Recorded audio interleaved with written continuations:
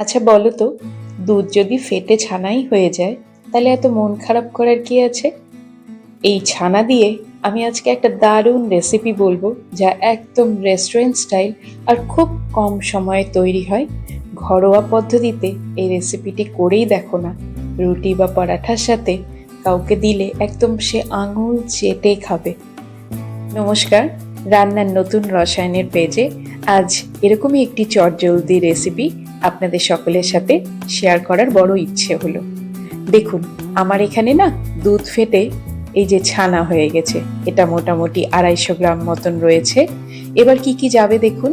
যাবে হচ্ছে দুটো মাঝারি সাইজের পেঁয়াজ নিয়েছি, একটা গোটা ক্যাপসিকাম, দুটো মাঝারি সাইজের টমেটো, সবকটা একটু কিউব আকারে কেটে নিয়েছি, আর সাথে কেটে রেখেছি কাঁচা লঙ্কা।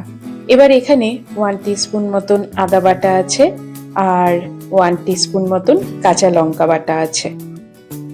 সাথে লাগবে কাশ্মীরি লাল লঙ্কার গুঁড়ো 1 টিস্পুন, ধনে গুঁড়ো 1 টিস্পুন, আর গোটা গরম মশলা, যার মধ্যে রয়েছে দারচিনির একটা স্টিক, দুটো এলাচ যা থেতো করে রাখা আছে, আর দুটো লবঙ্গ।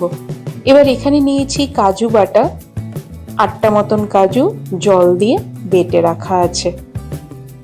আর সবশেষে লাগবে কাসুরি মেথি, হাত দিয়ে একটু ক্রাশ করে রাখা আছে 1 টিস্পুন মতন। এখন ফ্রাইং প্যানে দেব 1 টেবিল স্পুন থেকে 2 টেবিল স্পুন মতন তেল। তেল একটু গরম হলে দিয়ে দিচ্ছি এর মধ্যে কিছুটা বাটার। বাটারটা মেল্ট হোক। বাটারটা মেল্ট হয়ে গেলে এর মধ্যে দেব গোটা গরম মশলাগুলো। বাটারের সাথে গরম মশলাগুলো একটু ভাজা হলে দেব এর মধ্যে নুন, 1 টিস্পুন হলুদ।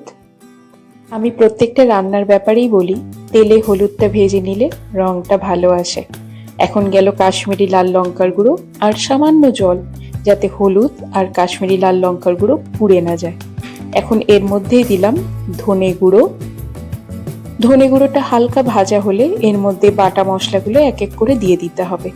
প্রথমে দিলাম কাঁচা লঙ্কা বাটা, আর তারপরে দিলাম আদা বাটা। মশলাগুলো দেওয়া হয়ে গেলে ভালো করে কিন্তু ভাজতে হবে, যাতে কাঁচা গন্ধটা না থাকে। আচ্ছা, এটা ভাজতে ভাজতেই একটা কথা বলে নিই, আমার চ্যানেলে দেখানো রান্নাগুলো আপনাদের ভালো লাগলে অবশ্যই কমেন্ট করবেন। আপনাদের কমেন্টগুলো দেখতে আমার খুব ভালোই লাগে। আর চ্যানেলটিকে লাইক, শেয়ার, সাবস্ক্রাইব করে পাশে থাকবেন। আপনাদের একটা লাইক এবং সাবস্ক্রাইব আমার কাছে ভীষণ গুরুত্ব রাখে। আচ্ছা, এখন মশলা কষানো হয়ে গেছে। কেটে রাখা পেঁয়াজ আর লঙ্কাটা আগে দেব। হালকা একটু পেঁয়াজটা ভেজে নেব। যখন পেঁয়াজটা একটু নরম হয়ে আসবে, তখন এর মধ্যে কেটে রাখা ক্যাপসিকাম আর টমেটোটা দিয়ে দিতে হবে। রান্নাটা করতে কিন্তু খুব বেশি সময় লাগে না, খুব চটজলদি তৈরি হয়ে যায়। আর আপনি যদি একবার বানিয়ে খান, আপনার বারবার বানাতে ইচ্ছে করবে। ক্যাপসিকাম আর টমেটো কিন্তু আমরা বেশিক্ষণ ভাজবো না। হালকা একটু নরম হয়ে গেলে আমরা এর মধ্যে দিয়ে দেব কাজু বাটা। কাজু বাটাটা দিয়ে হালকা একটু নেড়ে চেড়ে নিতে হবে। কোনো সবজি কিন্তু বেশি ভাজা হবে না। এখন এর মধ্যে দিচ্ছি অল্প একটু চিনির দানা। আপনারা চাইলে চিনিটা কিন্তু বাদও দিতে পারেন। এখন দেখুন তেল বেরিয়ে এসছে। এখন এর মধ্যে ছানাটা দিয়ে দেব। মিনিট 2 ছানা দিয়ে কষানো হলেই রেডি হয়ে যাবে আজকে আমাদের ডিনারের রেসিপি। এই রেসিপিটি বানিয়ে খান, খেতে কিন্তু খুব ভালো লেগেছে আমার, সেই জন্যই আপনাদের সাথে শেয়ার করছি এই রান্নাটা। একদম রেস্টুরেন্ট স্টাইল এই রান্না, ঘরোয়া উপকরণ দিয়ে কিন্তু তৈরি, খুব বেশি সময়ও লাগবে না। একবার করলে বারবার করতে ইচ্ছা করবে। মিনিট 2 মতন কষানোর পর আমরা উপরে ছড়িয়ে দেব কাসুরি মেথি। এখন ঢাকা দিয়ে রাখবো মিনিট খানেক, তাহলেই রেডি ছানার এই অসাধারণ রেসিপিটি।